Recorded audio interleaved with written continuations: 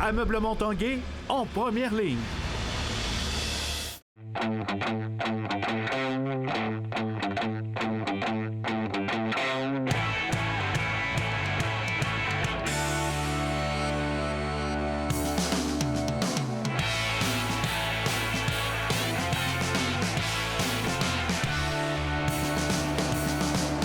Salut, ici Jonathan Fournier, je vous souhaite la bienvenue à l'Esprit sportif. Aujourd'hui, à l'émission, on vous parle de boxe. On a également eu la chance de rencontrer les sœurs Dufour-Lapointe à l'entraînement sur la rampe d'eau en ski acrobatique en plein été. On vous parle également du championnat international du lundi soir des joueurs de hockey professionnels qui se donnent rendez-vous les lundis soirs à l'Arena de Wendake pour quelques parties. Et hier soir, l'équipe de l'Esprit sportif était sur place.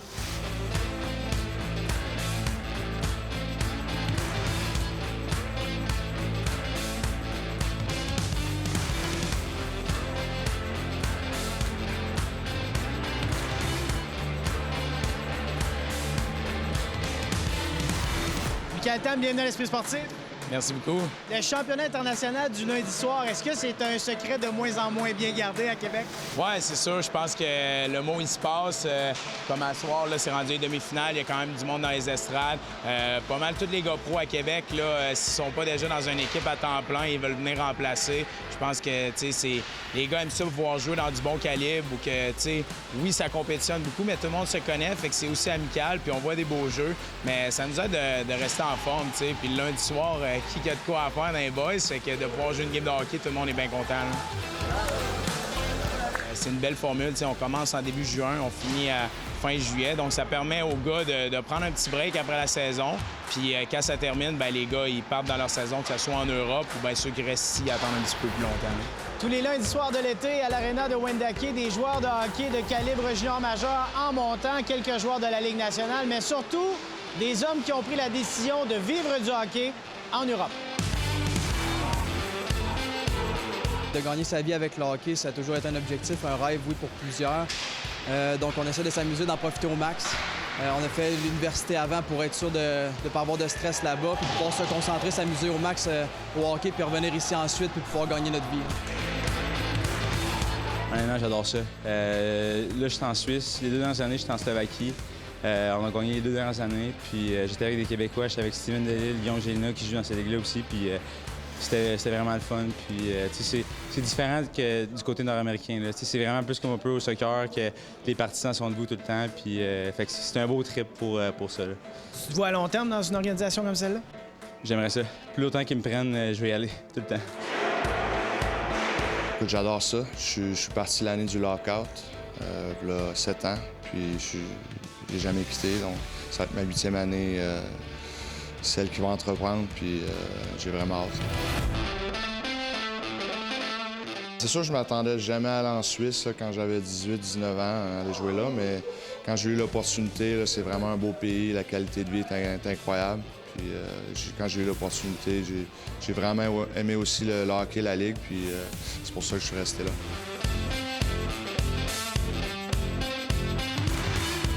Ça fait 2 ans que j'étais avec la même équipe. J'ai renouvelé mon contrat avec la même encore. On est super bien là-bas à Amiens. On a quelques joueurs de Québec à jouer là-bas.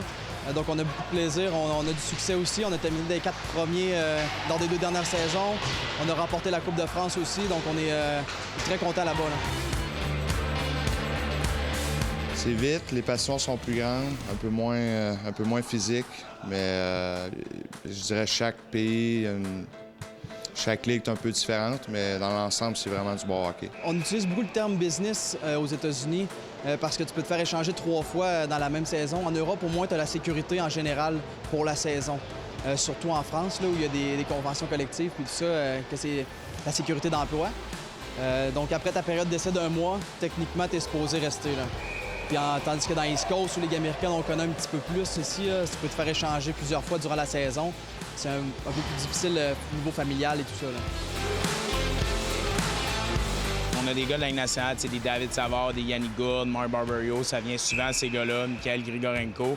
Mais t'as d'autres gars aussi là, qui n'ont pas joué dans la Ligue nationale, mais ça joue du très bon hockey en Europe. Je pense à Guillaume Asselin, des gars comme Jérôme Gauthier-Leduc, Jonathan Hazen, qui a fini justement premier scoreur de notre saison dans les 6 matchs de saison régulière. Donc, il y a des bons joueurs de hockey. On se connaît tous, puis c'est le fun de compétition de même. Comme là, c'est une bonne game à soir, en demi-finale, fait que ça joue plus un peu que durant la saison, mais c'est super fun, ça garde en shape.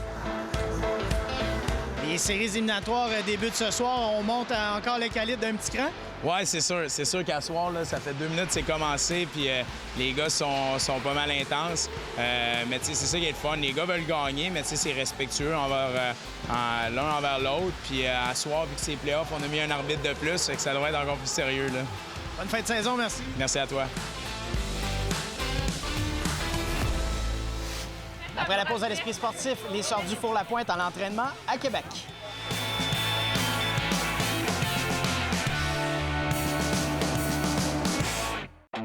L'Esprit sportif souligne l'excellence du Rouge et Or football. Il n'y a pas que sur le terrain où le Rouge et Or bat des records. Les meilleures foules sont ici, à Québec. Depuis la création du programme en 1995, plus d'1,8 million de spectateurs ont pris place dans les gradins du Stade TELUS, un 13e joueur important pour le Rouge et Or.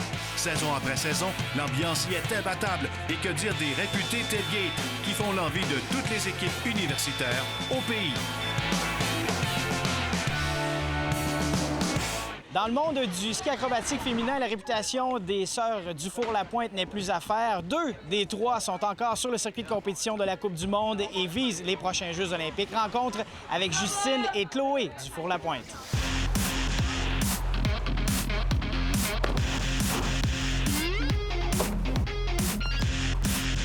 La rampe d'eau de Lac-Beauport, ça fait partie de votre processus d'entraînement depuis quand même quelques années? Vraiment, je pense que je venais, j'avais 8-9 ans.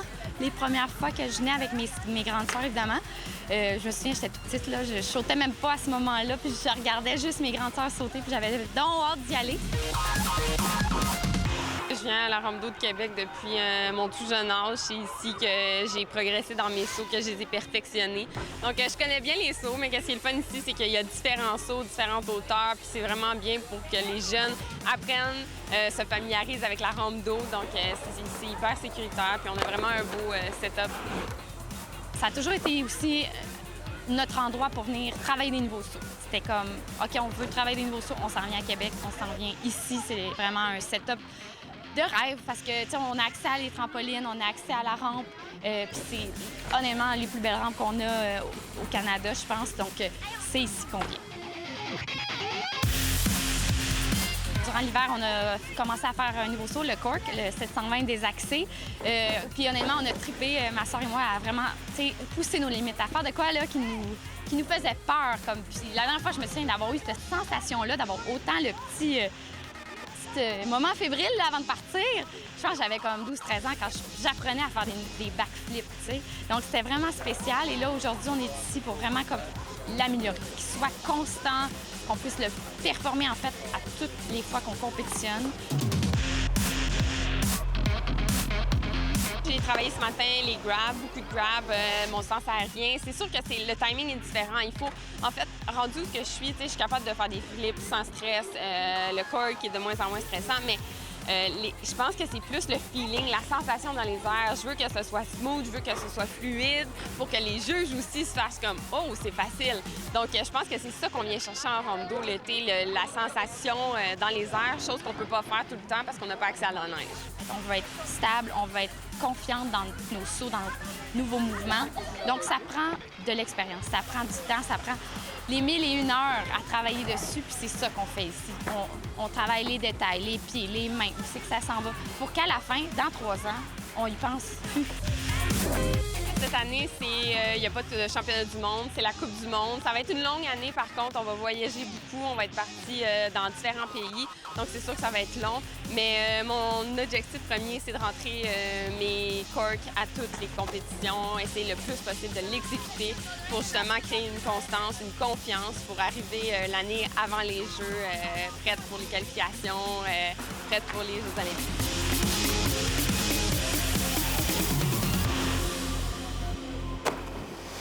La boxeuse Marie-Ève Dicker a défendu avec succès pour une deuxième fois son titre de championne du monde IBF des super mi-moyens il y a quelques semaines.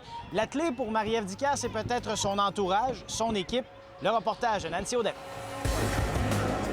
Comme toujours, Marie-Ève Dicker teste le ring en arrivant dans la salle. Puis, elle fait un peu de visualisation. Avant son combat, ce qu'elle fait souvent, c'est qu'elle va non seulement penser à son combat qui s'en vient, mais elle va aussi se souvenir de des bons combats qu'elle a faits par le passé. Fait que c'est une technique pour augmenter la confiance juste avant d'arriver dans les rings. C'est un des outils qu'elle a développé avec son préparateur mental, Jean-François Ménard. Ensemble, ils ont travaillé très fort au cours de la dernière année. Tu sais, à la boxe, c'est tellement émotionnel, il y a tellement de choses qui peuvent arriver dans un combat de boxe, puis les choses peuvent changer tellement vite. Mais c'est de pouvoir rester conscient dans ces moments-là et pouvoir choisir de mettre son attention sur les choses qui sont importantes au lieu des choses qu'elle veut éviter, puis de rester concentré sur le plan initial. Et avant de se rendre au vestiaire, elle discute avec ses entraîneurs. Elle a développé au fil des années une grande relation de confiance avec Samuel Descaries. En fait, je suis un peu le souffle-douleur. Marie-Ève, je lui fais faire tout le temps les trucs qu'elle aime pas. Parce que pour moi, pour qu'elle se développe, il faut aller dans les zones qui sont plus difficiles. La zone rouge, la zone où c'est payant. Durant le combat, il assiste Stéphane Arnois et il soigne les blessures. Marie-Ève est gauchère. Et puis souvent, quand il y a une confrontation droitier-gaucher, il y a des têtes qui se frappent. Alors, ça arrive souvent que Marie-Ève a des hématomes ou sinon des coupures. Alors, je dois m'assurer qu'elle puisse continuer le combat. Pendant le combat, l'équipe de Marie-Ève Dicker est réunie. Son attaché de presse, l'expérimentée Nariman Doumanji, avoue qu'elle ressent un certain stress. Encore plus depuis qu'elle est devenue championne du monde parce que le titre fait qu'elle a la pression qui vient avec. Donc, on est très stressés. Puis moi, je suis comme une maman, donc je suis pas habituée encore à ça.